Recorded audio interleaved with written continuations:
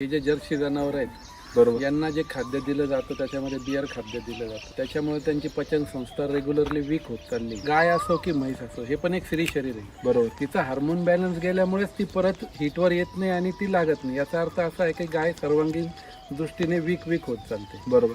आणि मुळात डॉक्टरांनी नाही म्हणायचं कारण एक आहे की पोषण मिळालं पाहिजे दुधातनं बरोबर, ते त्यावेळेत मिळत नाही. आता समजा हे जर दूध जास्त वेळ ठेवलं, ज्याचं जे मिल्क चार्जरचं नाहीये बरोबर, तर ते फाटून जातं. म्हणजे थोडक्यात त्याच्यामध्ये सकसपणा नाहीच आहे. ओके, मग अशा वेळेस कोणतेही डॉक्टर ते सजेस्ट नाही करू शकत ना की तुम्ही बाळाला द्या. दुसरी गोष्ट अशी आहे की मिल्क चार्जरचं जेव्हा जनावरावरती इफेक्ट येतो तेव्हा मुळात तर त्याची सर्वांगीण तब्येत सुधारते. हा नंतरचा विषय की त्याचं दूध वाढतंय बरोबर, त्याची फॅट वाढते, त्याचं SNF वाढतंय.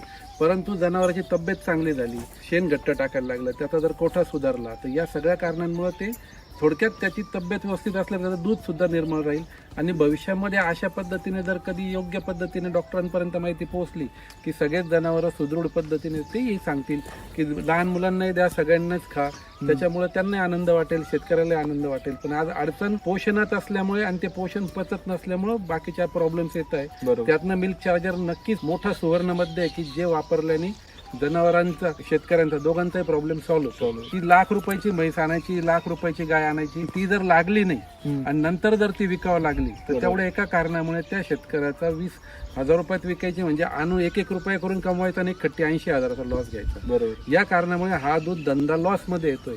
बरेचसे शेतकरी या कारणामुळे देशोधडीला लागल्याचे पण उदाहरणं असल्यामुळे हा धंदा कोणी करत नाही. म्हणून प्रत्येकाने मिल्क चार्जर वापरलं पाहिजे असं वाटतं, म्हणून मी त्यांना सजेस्ट केलं.